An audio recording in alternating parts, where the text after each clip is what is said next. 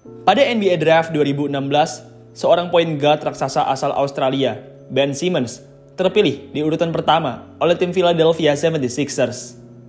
Seluruh fans Sixers bergembira saat itu. Simmons merupakan pemain yang amat terkenal di angkatan draft tersebut.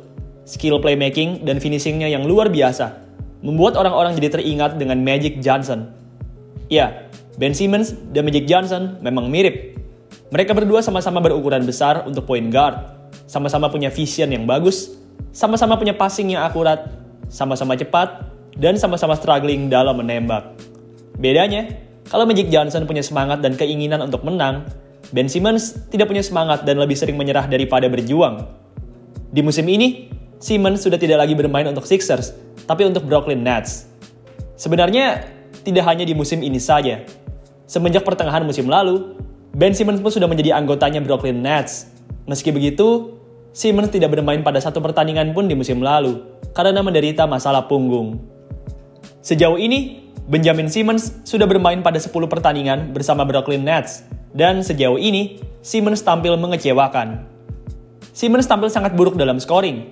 Ia juga tidak terlalu efisien dan sering melakukan kesalahan di lapangan. Ada yang bilang kalau Ben Simmons sudah terlalu lama tidak bermain. Iya, itu benar. Simmons memang sudah satu musim tidak bermain. Tapi Simmons tidak mengalami cedera fisik serius selama masa tersebut. Satu-satunya masalah yang ia alami hanyalah masalah mental, di mana selama satu musim tersebut, ia terus-menerus dihina dan dihujat oleh para fans Sixers. Simmons benar-benar tampil tidak sesuai ekspektasi di musim 2022-2023 ini. Tadinya, orang-orang berpikir kalau Ben Simmons akan tetap tampil ganas di musim 2022-2023 ini. Orang-orang berpikir kalau Simmons dapat menjadi seorang point guard cepat yang mensuplai bola ke Kyrie Irving dan Kevin Durant. Tapi nyatanya, Simmons tampil amat kaku. Ia terlihat kurang optimis dalam membawa bola. Ia juga sangat-sangat kaku dalam offense. Simmons sendiri sejauh ini hanya mampu mencatatkan 5,8 points per game saja. Rataan 5,8 points per game tersebut bahkan lebih rendah dari rataan seorang pemain dengan gaji rendah di Brooklyn, yaitu Yuta Watanabe. Yuta Watanabe memang boleh saja bergaji rendah. Ia juga hanya mendapatkan menit bermain yang tidak terlalu besar. Meski begitu, ia tampil lebih baik dari Ben Simmons. Yuta tampil lebih produktif, lebih efektif, dan mampu mendefense lebih baik dari Ben Simmons. Ben Simmons benar-benar struggling di musim ini. Saking parahnya, pelatih Brooklyn Nets, Jacque Vaughn, sampai-sampai harus menaruh Ben Simmons di barisan pemain cadangan. Simmons sebelumnya selalu menjadi pemain starter. Semenjak bermain di NBA dari tahun 2017, Simmons selalu menjadi starter untuk timnya. Tapi di musim ini, karena punya performa yang amat buruk, sang pelatih pun akhirnya menempatkan Simmons di barisan pemain cadangan. Simmons tetap tampil buruk usai dijadikan pemain cadangan. Berbeda dengan Russell Westbrook yang tampil makin oke usai dijadikan cadangan, Simmons malah tetap tampil buruk usai dijadikan cadangan. Simmons memang sedang sangat buruk di musim ini. Ia jadi kurang percaya diri dan kehilangan skill-skillnya semenjak tragedi melawan Hawks di tahun 2021.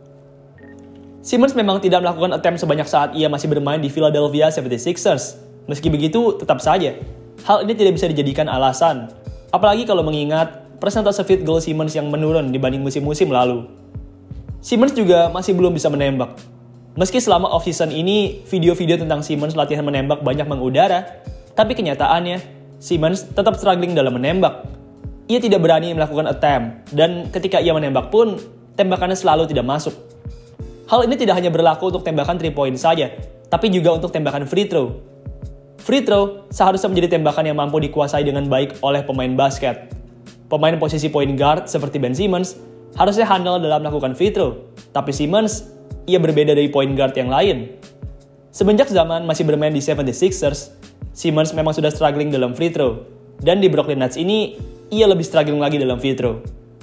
Jika di Philadelphia 76ers, Simmons mencatatkan rataan 59% dalam free throw, di Brooklyn Nets, persentase free throw Ben Simmons menurun menjadi hanya 47%. Simmons tidak hanya tetap tampil buruk dalam menembak, tapi ia tampil makin buruk.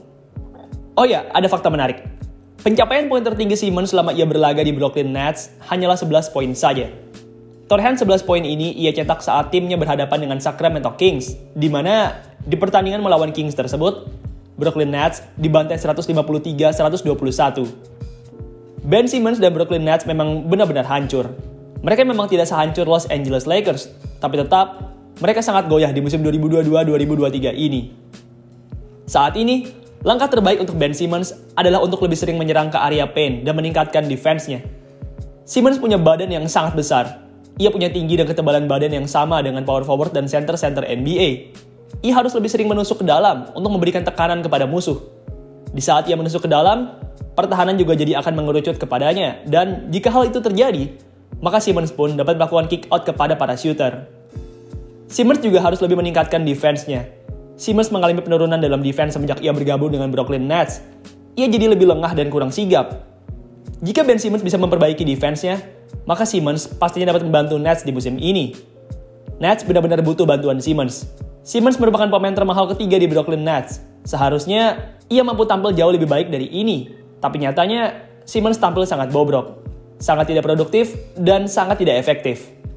Saya yakin, Brooklyn Nets sangat menyesal telah mengambil Ben Simmons. Mereka membuang pemain hebat sekelas James Harden demi mendapatkan seorang point guard yang underperform. Jika waktu bisa diputar, saya yakin General Manager Brooklyn tidak akan melakukan trade ini karena trade ini benar-benar merugikan bagi Brooklyn Nets.